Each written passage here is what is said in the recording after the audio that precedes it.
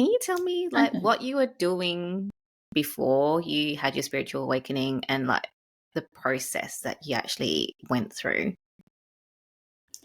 I was, going back to school. When I was in high school, I was all about just really studying and really wanted to be a part of the rat race. Trust me, I'm all for it. I want to go to a corporate job, climb the ladder. I work really hard, and when I went to when college, I strive to be the leader of any student association. I love working with teams. So I've never had, wasn't aware of anything about spirituality or speaking to your guides and all of that stuff. And I didn't grow up in a religious home either.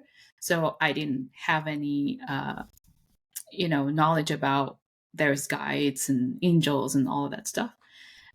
So then my grandmother and my best friend passed away. Actually, my best friend passed away in Perth, and she died in a car accident. So both of them had a sudden death, and I had no way of saying goodbye, and it was all very shocking. And I was 20 years old, and I had already been in Minnesota at that time, coming from Malaysia, and I was by myself, really disconnected from what was happening on the other side of the world, and in grief by myself.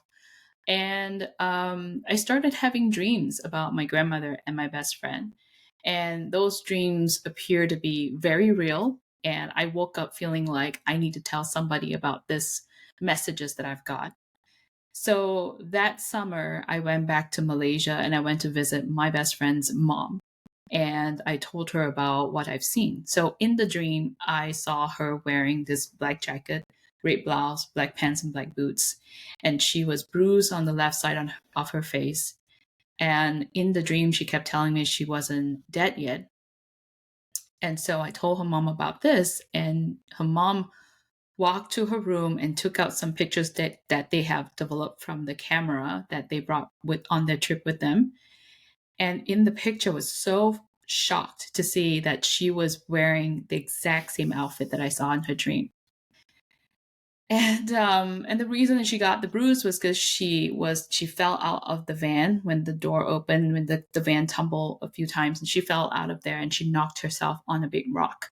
And that's how she hurt herself and eventually passed away. But when they found her, she was still breathing, and she was still breathing when she was in the hospital, and eventually, lost her life. So because it happened so fast, she didn't realize that she has passed on. And she was still stuck in that realm thinking that she's alive.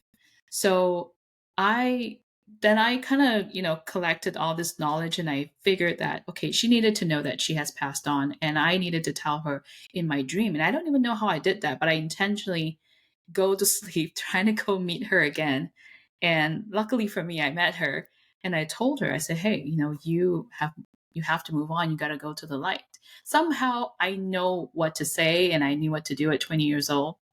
Nobody taught me. Nobody in my family is intuitive at all. And she nodded, and that was the end of the dream. And the next time I see her again, she's now in this beautiful bright light. She's wearing beautiful clothes. She doesn't look like she's hurt. She doesn't look depressed anymore. And she looked free, and she thanked me profusely in that dream. And so because of that incident, I started going through a lot of like unusual, you know, just this heightened sensitivity that I'm able to feel everybody's feelings, everybody's energy. I had a hard time coping, not just with grieving and the death, but um, this newfound psychic ability. Like, what is that? And of course, I was started to take classes and start learning about mediumship. And it wasn't until 10 years later I started to explore that a little bit. I went to a place called Temple of Light, and in there I started getting mentorship from the founder of the Temple of Light. And she goes, here, Jessie, take some of my candles and the tip jar, go out to the psychic fair and put a booth out there and start doing readings. And that's what I did. I just went to the psychic fair. I sat there, not charging any money. I don't even know what I was doing. And that was also a time when I also connected with my own guardian angels. I was speaking to them. They were giving me a lot of details about my past life to validate that they are real. And I had known about my past life in as a refugee running from Poland to Czech. I found out that I was an Italian artist, so many different things, and I was able to validate all the dates that they had talked about and Google it, and knew that, oh, this event really happened on those dates. It was historically proven, or at least recorded. So that was my having more confidence with my intuition and also getting connected with the angels. And that's where I just, okay, so help me help your people. And I start giving readings, and people were like, oh my God, you're amazing. It's so accurate, blah, blah, blah. I also start tapping into mediumship. I, talk to people who are already passed on. I relay those messages and I act like a phone, basically.